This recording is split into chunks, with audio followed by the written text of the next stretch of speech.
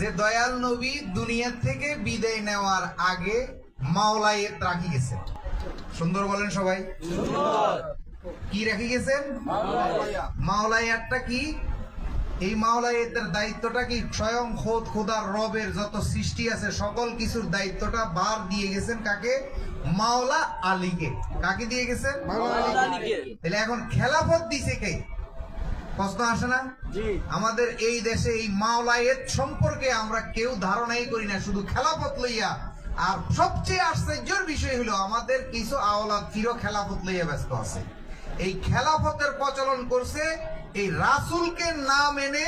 তারা যে যাইয়া ওই যে একটা মিটিং করছে, যে কারে বনু সাকিবে গিয়ে যে মিটিং করছে, মিটিং করে যে বয়োজ্যেষ্ঠ বৃদ্ধ লোককে যে খেলাফত দিছে, ওমর, ওসমান এরা মিল্লা কয়েকজনে মিলি আবু বকরকে। এখন আমরা কি দয়াল নবী যাকে মাওলায়াত দিয়েছেন তাকে মানবো না এই নবীকে, নবীর কথা না মেনে যারা এই বনু সাকিবা গিয়ে মিটিং করে নবীর লাশ দুনিয়াতে রেখে নবীর লাশকে দাফন কাফন না করে 3 দিন পর্যন্ত নবীর লাশ মোবারক দুনিয়াতে রেখে দিছে।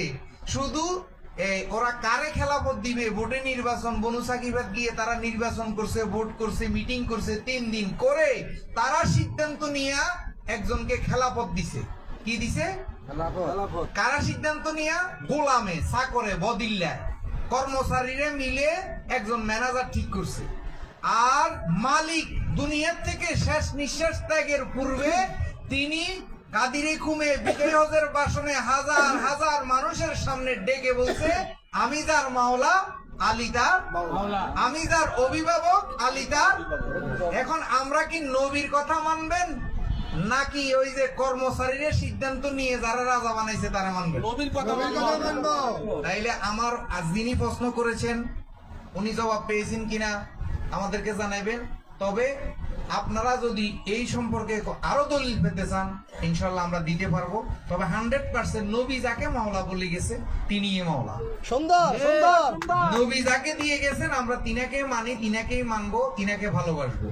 আর বলে তাদেরকে মানেন না, আবু বকর, ওমর, ওসমান, তাদের ভালো গুণ যেগুলো আছে আমরা এগুলো মানি।